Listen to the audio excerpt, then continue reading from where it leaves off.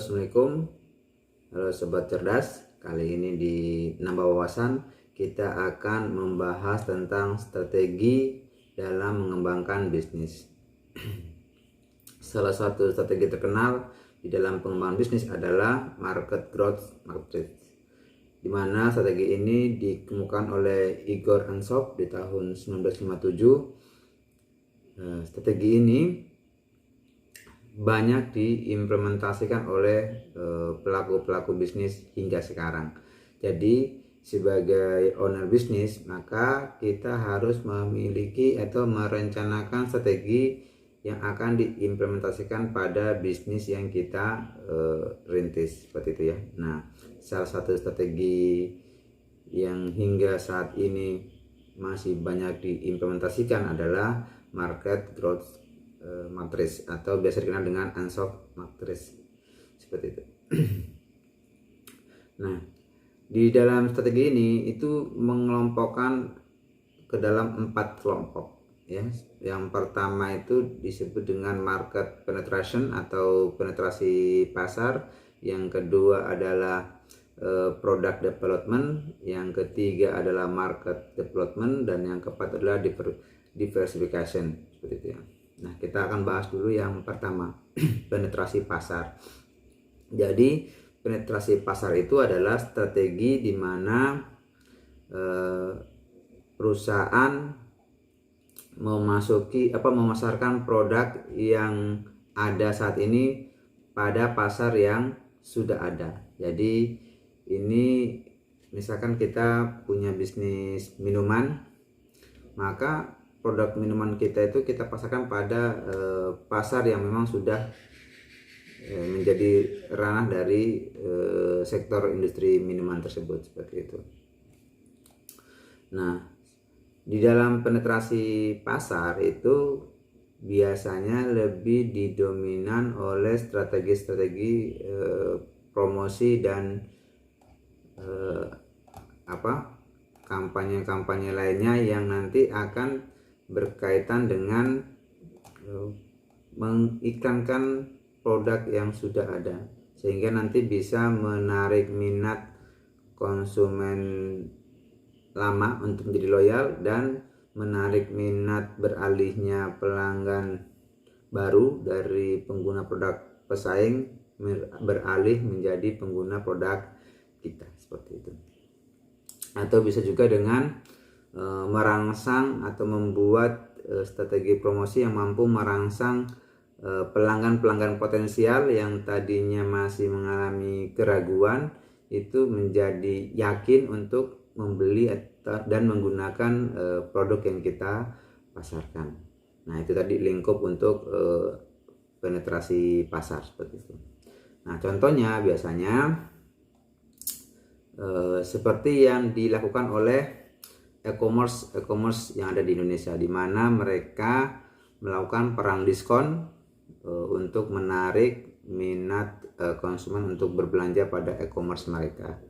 Atau juga misalkan seperti beberapa waktu yang lalu Tokopedia mengimplementasikan strategi waktu Indonesia belanja, seperti itu.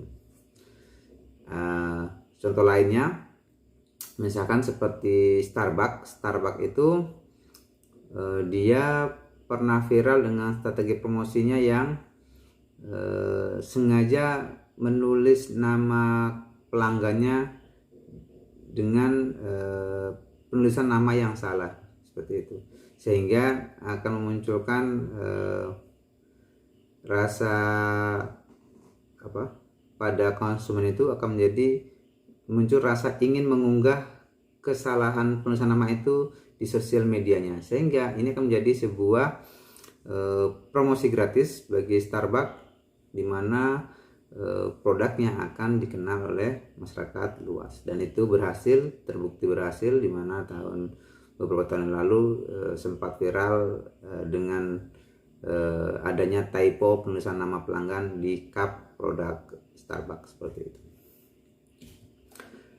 Yang kedua, tadi setelah penetrasi pasar, yang kedua adalah product development, yaitu pengembangan produk. Nah, Untuk pengembangan produk ini adalah perusahaan melakukan inovasi produk baru pada segmen pasar yang sudah ada.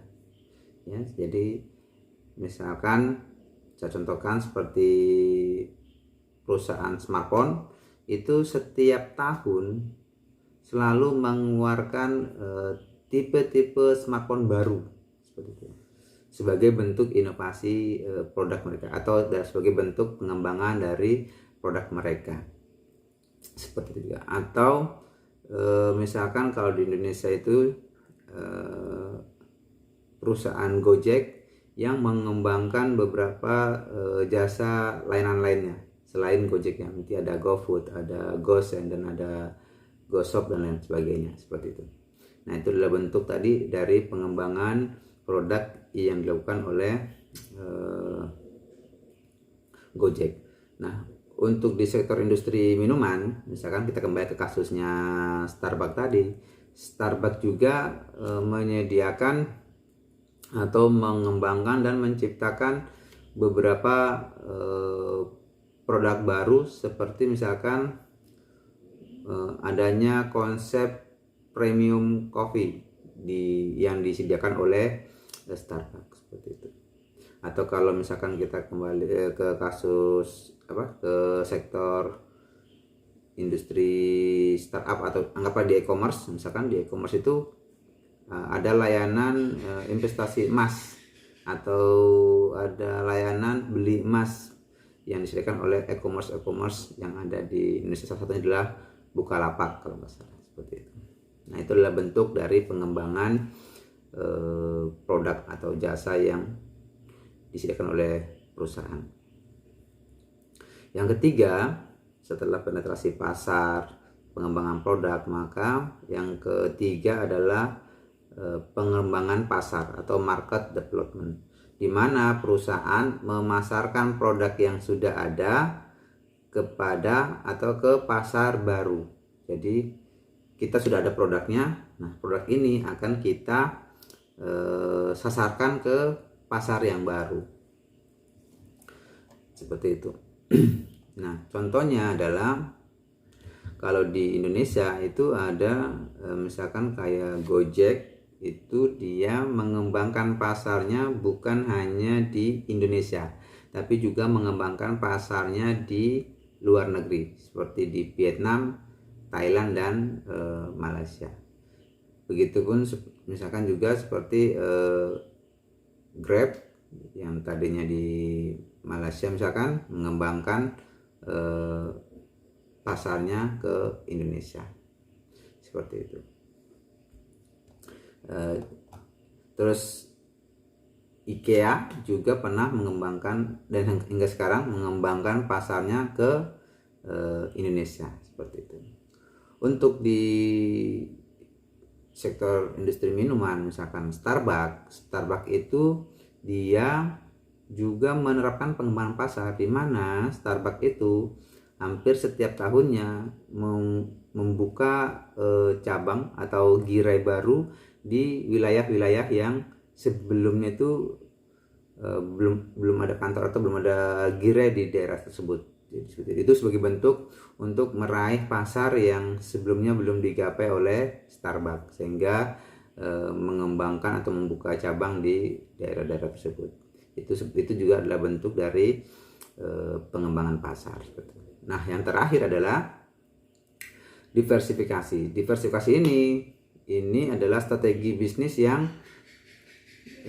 memiliki risiko paling tinggi. Kenapa? Karena dia perusahaan di sini adalah mengembangkan produk baru dengan pasar sasarannya adalah pasar baru seperti itu. Jadi memiliki risiko yang paling besar seperti itu. Nah, perusahaan dengan pengembangan produk baru dengan pasar sasaran yang baru ini itu terbagi dua atau dikelompokkan menjadi dua kelompok. Yang pertama adalah relate diversification. Artinya gini, perusahaan ini mengembangkan produk yang masih ada kaitannya dengan produk lama. Misalkan kayak sektor otomotif, misalkan Honda dulunya adalah produsen mobil dan kendaraan roda empatnya, kemudian melakukan pengembangan produk baru dengan memproduksi dan memasarkan sepeda motor seperti itu. Atau misalkan kayak kendaraan misalkan elektronik seperti Samsung, yang dimana sekarang dia mengembangkan produk smartphone, sebelumnya adalah produk elektronik seperti itu. Terus yang kelompok kedua adalah unrelated diversification, artinya mengembangkan produk baru yang sebenarnya tidak ada keterkaitan dengan produk awal yang dihasilkan perusahaan. Misalkan seperti Nokia itu pertama kali adalah perusahaan yang memproduksi kertas atau yang menjual produk kertas, kemudian melakukan diversifikasi dengan menciptakan produk ponsel seperti itu. Atau kalau nggak salah juga dulu ada Lamborghini, dari produsen traktor ke kendaraan dengan brand Lamborghini seperti itu. Nah, itu tadi adalah 4 strategi yang berada dalam lingkup market growth matrix atau Ansoff matrix, dan mudah-mudahan bisa dipahami dengan mudah dan diimplementasikan dalam pengembangan bisnis seperti itu. Saya lupa tadi, untuk contoh dari diversifikasi ini, misalkan Starbucks ya, saya kembali lagi ke Starbucks. Kalau di Starbucks dulu itu kan dia adalah perusahaan yang berfokus pada produk minuman kopi, tapi sekarang Starbucks juga mengembangkan produk baru, yaitu produk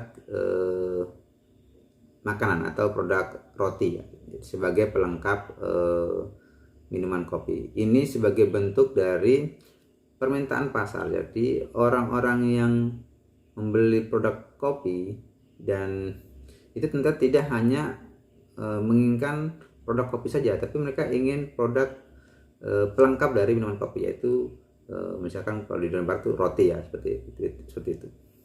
Sehingga akhirnya Starbucks mengembangkan produk baru selain kopi, yaitu produk roti seperti itu.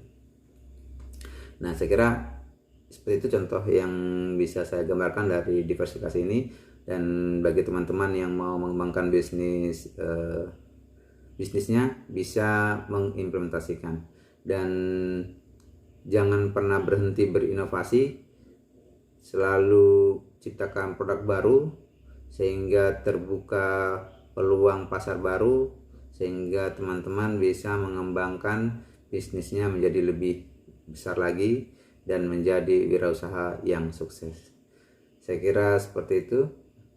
Jika ada yang belum dipahami dan ingin ditanyakan, silakan komentar di bawah, dan dukung terus konten-konten kami dengan cara subscribe, like, dan share. Akhir kata, wassalamualaikum warahmatullahi wabarakatuh.